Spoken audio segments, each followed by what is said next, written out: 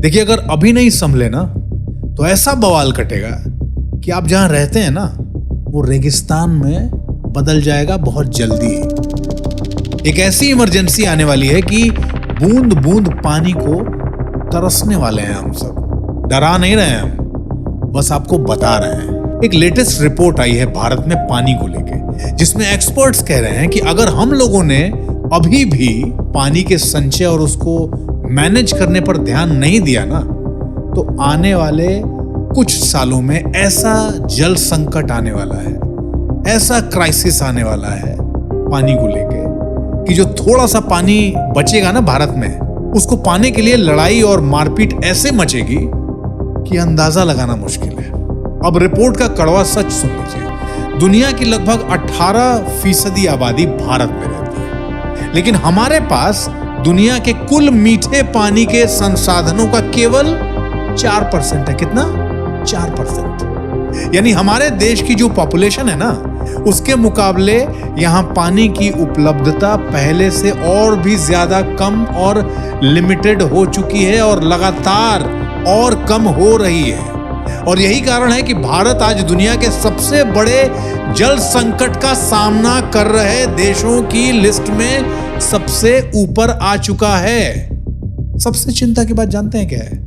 पानी को लेके अलग अलग जो रिपोर्ट्स आई हैं, उसके हिसाब से साल 2030 तक भारत में पानी की मांग यहां अभी हो रही सप्लाई से करीब दोगुनी से भी ज्यादा हो जाएगी, डबल से भी ज्यादा। और इसका मतलब यह है कि यदि वर्तमान स्थिति में सुधार नहीं हुआ तो देश के कई हिस्सों में पीने के पानी, कृषि, इंडस्ट्री, फैक्ट्री, बेसिक इंफ्रास्ट्रक्चर और हमारे दैनिक जीवन पर इतना गंभीर असर पड़ सकता है जिसका अभी आप हिसाब नहीं लगा पाएंगे।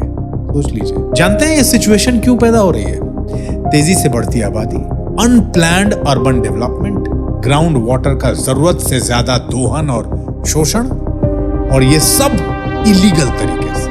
नदियों और जलाशयों में हर रोज बढ़ रहा पॉल्यूशन, क्लाइमेट चेंज, और इन सब के जिम्मेदार कौन? सरकार, तंत्र, व्यवस्था, जनता, सब गुनहगार है। और ये सब मिलके इस जल संकट को और भी ज्यादा, बहुत ज्यादा गंभीर बनाते जा रहे हैं। भारत में खेती का बड़ा हिस्सा आज भी ग्राउंड वाटर पर निर्भर है। कई राज्यों में जितना पानी जमीन से निकाला जा रहा है उतना दोबारा प्राकृतिक रूप से रिचार्ज ही नहीं हो पा रहा।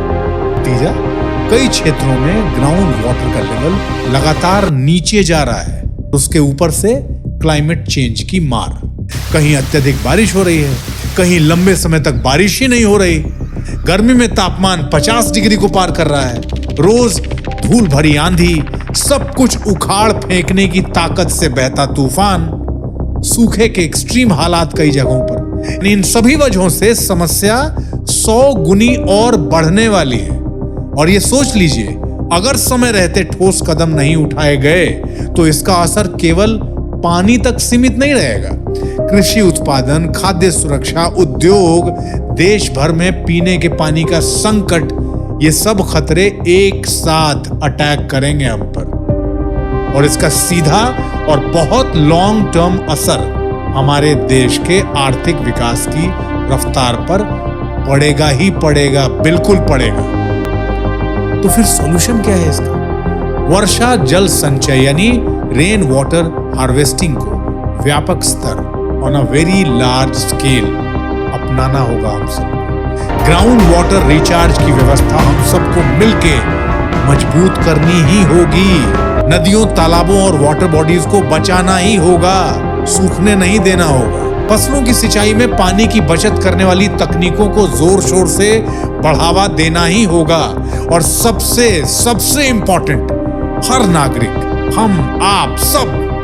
हम सबको पानी का बड़ी जिम्मेदारी के साथ उपयोग करना सीखना होगा। शेव करते हुए बेसिन का नल बंद करना होगा। पानी की पाइप से गाड़ी की अंधाधुंध धुलाई रोकनी होगी। नहाते समय बाल्टी भर जाने पर पानी बंद कर देना होगा।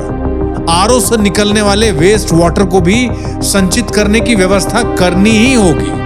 और ऐसी बहुत सारी छोटी छोटी चीजों का ध्यान रखिएगा, तब तो आपकी आने वाली जनरेशन्स के लिए पानी बच पाएगा, आप बचा पाएंगे। और नहीं तो भविष्य के विकराल, विभत्स, भयंकर परिणामों के लिए बस तैयार रहिएगा। कठोर लग रहा है ना सुनने में? क्या करूं, अच्छे लहजे में ये बात कोई समझेगा नहीं, तो मैं भी मजबूर हूं ऐसी भाषा में बोलने के लिए। फिलहाल इस खबर में बस इतना ही। देखते रहिए।